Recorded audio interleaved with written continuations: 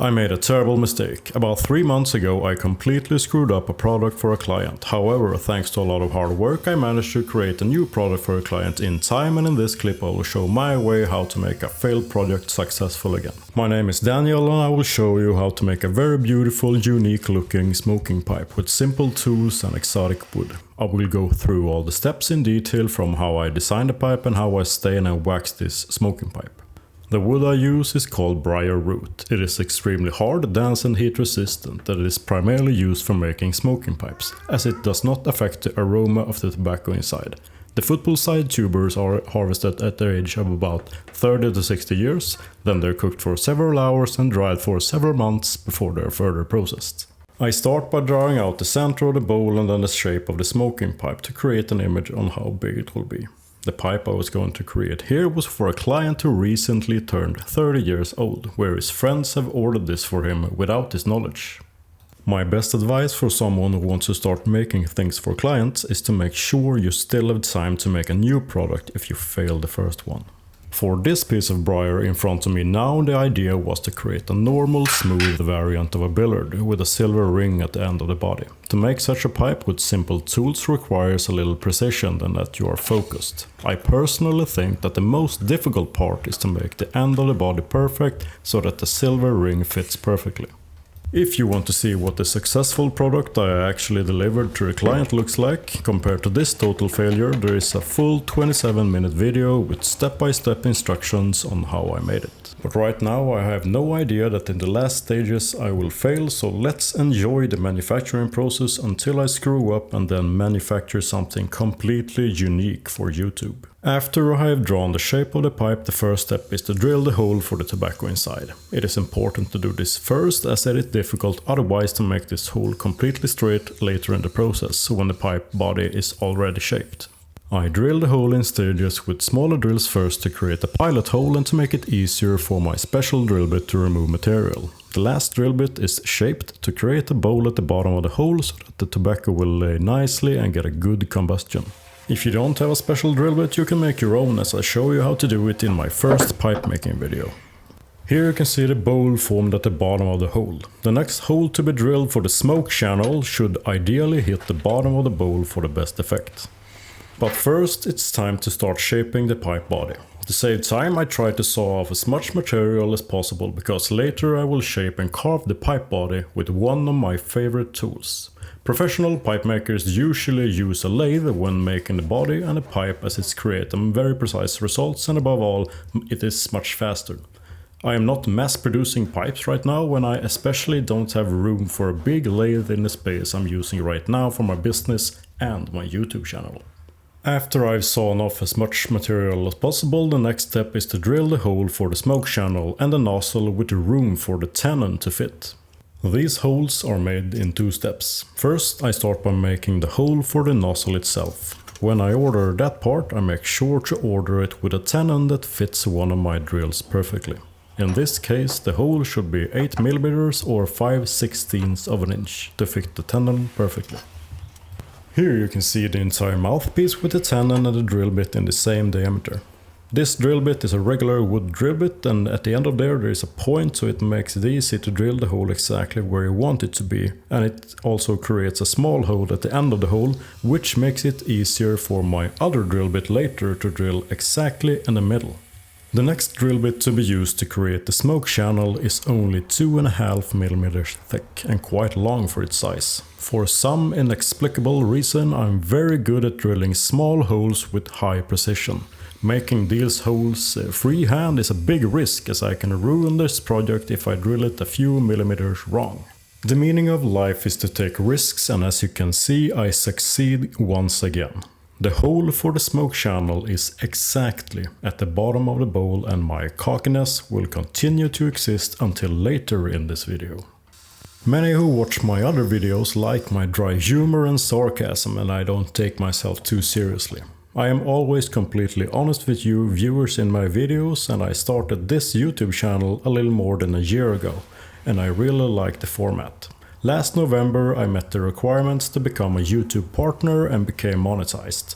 This has meant that I now actually make money from my videos from advertising revenue, which is very welcome in my business that I started this January 2024.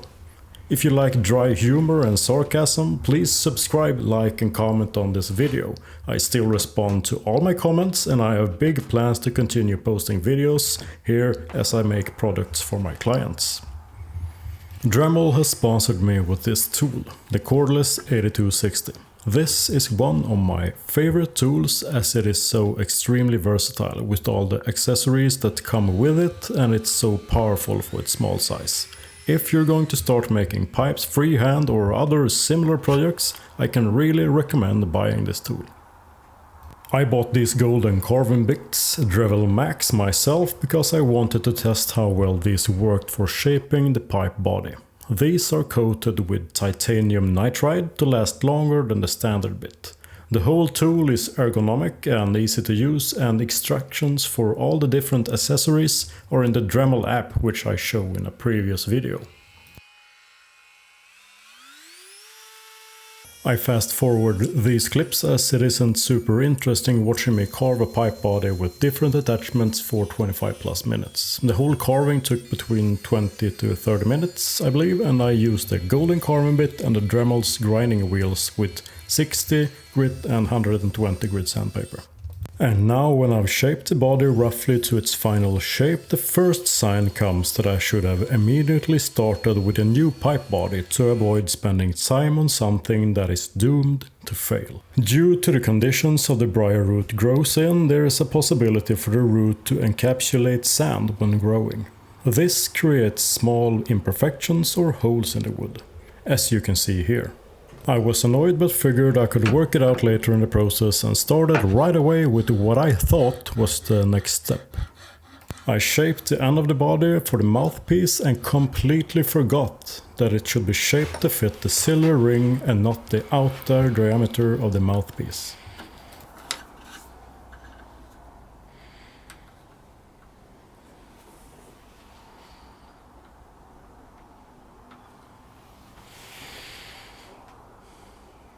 Fast forward 3 months and it's time to show this pipe body who's in charge. To succeed on YouTube, it is important to create unique or good content like no other. I researched that no one else on YouTube right now has ever created a pipe inspired by trypophobia. Trypophobia is a aversion to the sight of repetitive patterns or clusters of small holes or bumps. It is not officially recognized as a mental disorder, but may be diagnosed as a specific phobia if excessive fear and distress occur. Most affected people experience mainly disgust when they see trypophobic imagery. A minority of people experience the same level of fear and disgust, and a few express only disgust or fear. The term trypophobia was first coined by a participant in an online forum in 2005. It has since become a popular topic on social media. The scientific understanding of trypophobia is limited, although a few studies have been done on trypophobia. Research hypothesized that it is the result of a biological revulsion that associates the trypophobic spaces with danger or disease, and may therefore have an evolutionary basis. Exposure therapy is a possible treatment, and if you now realize that you have trypophobia or were just cured of it by me exposing it to you, you are welcome to like and subscribe to this video. Thank you for watching this video this far, it only gets better from here.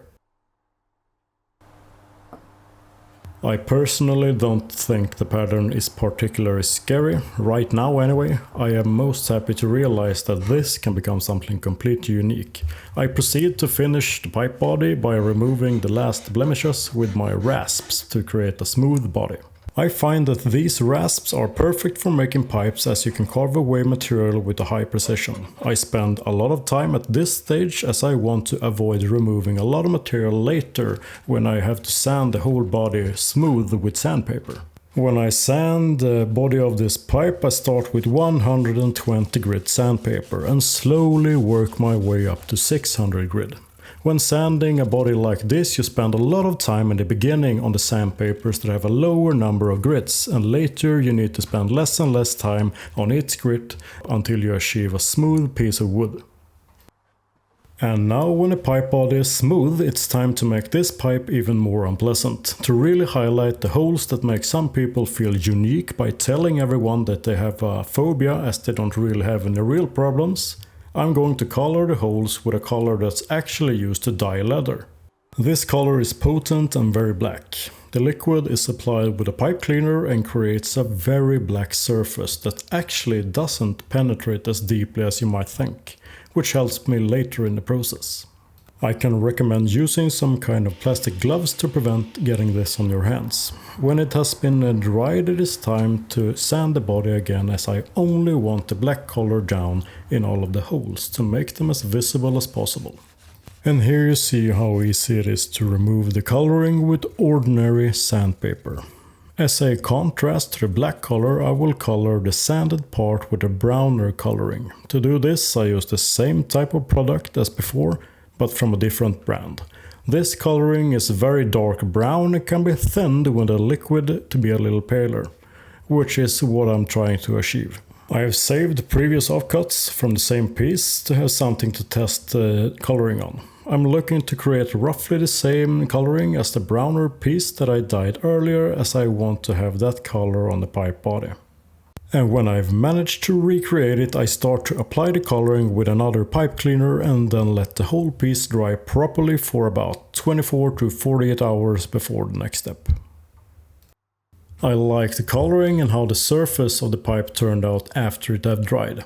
The next step in the creation is done in very different ways. In this case, I chose to only wax the pipe with something called carnauba wax. It's a food-safe wax that is actually in lots of things that you eat, and many car waxes also contain carnauba, as it works very well and retains its shine for a long time. If you have a good bench polisher, it is enough to put the carnauba wax straight on the polishing wheel, as it spins so fast and creates enough friction to suck up the wax. I used a simpler variation to show you that it is still possible without it. I heat the wax with a heat gun and then I put the buffing wheel in to transfer the wax to it. Then I run the wheel quickly against the body of the pipe to create the waxed surface. And as you can see, it is quickly possible to achieve a nice shine with the carnauba wax. Some people oil the body of the pipe with Danish oil before applying the wax to further prevent water from getting into the wood. In one of my upcoming videos, I will make a really beautiful freehand pipe where I will test this. The process of waxing the pipe does not take too long at all, and it is very rewarding in the end.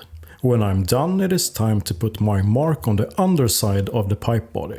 I don't have my own maker's mark stamp yet, so I mark it with an H that symbolizes my channel name, Halbeam Design.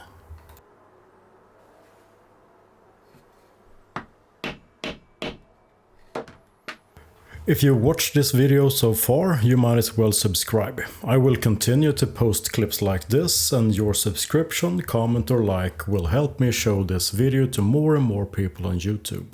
If you dislike the video, you can also give me a dislike, which YouTube still counts as an interaction. All publicity is good publicity, as they say.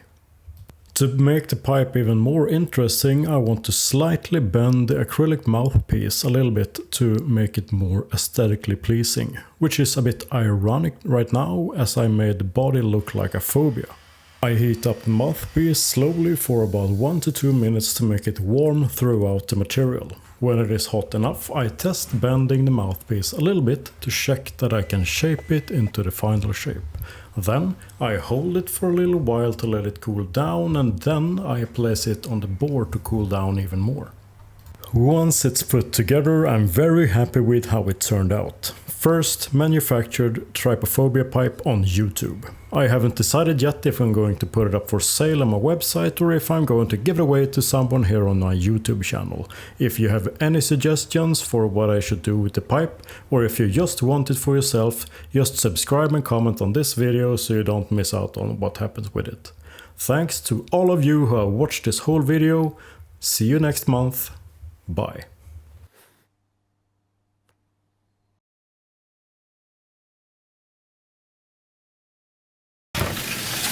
In my next video, I will try to create a really beautiful freehand smoking pipe with this piece of briar root. Thank you for watching this video so long. When I started this channel, I really didn't think it would go as well as it has. Now, as I edit this video, I have 3,043 subscribers and a total of 398,925 total views on the channel since I started. And I really didn't think this would happen. I appreciate you watching and I'm not going anywhere. See you again soon. Thank you and bye.